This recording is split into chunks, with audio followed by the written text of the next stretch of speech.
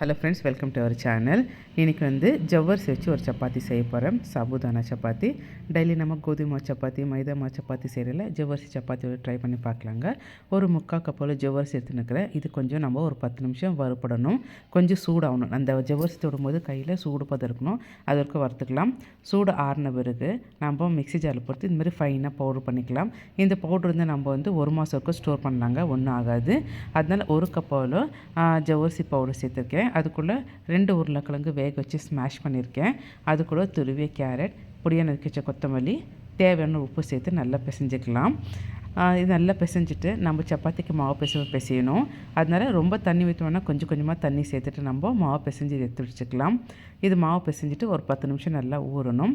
ஊற அன்புக்கு நம்ம மாமூலி எப்படி சப்பாத்திக்கு நம்ம தரட்டோமோ அது மாதிரி தரட்ட போகிறோம். ஆனால் இது சைடில் கொஞ்சம் விரிசல் வரும். விரிசல் வந்தாலும் பரவாயில்ல, நம்ம ஒரு இதை வச்சு கட் பண்ணி எடுத்துக்க போகிறோம். அதனால் குட்டி நம்ம சப்பாத்திக்கு எவ்வளோ இருக்கும் அந்த சைடு மாவு எடுத்துக்கலாம். இதுக்கு டஸ்டிங் அரிசி மாவு நான் டஸ்ட் பண்ண போகிறேன்.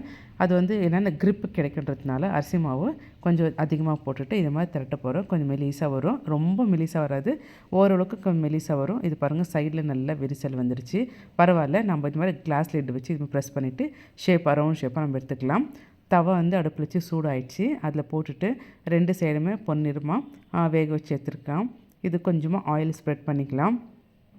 இதுக்கு நம்ம எப்படி சப்பாத்திக்கு என்ன சைட் டிஷ் வருமோ அதே சைட் டிஷ் இதுக்கு வச்சு சாப்பிடலாம். சட்னி ஆகட்டும், குருமா ஆகட்டும், எது வேணால் சேர்ந்துக்கலாம். எல்லாமே இந்த சப்பாத்திக்கு சூட் ஆகும்.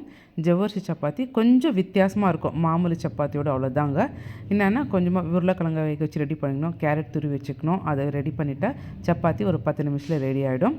உங்களுக்கு இந்த வீடியோ பிடிச்சிருந்தா, யூஸ்ஃபுல்லாக இருந்தால் லைக் பண்ணுங்கள், ஷேர் பண்ணுங்கள், கமெண்ட் பண்ணுங்கள், மறக்காமல் சப்ஸ்கிரைப் பண்ணுங்கள். தேங்க்யூ ஃபார் வாட்சிங். Keep supporting. தேங்க்யூ.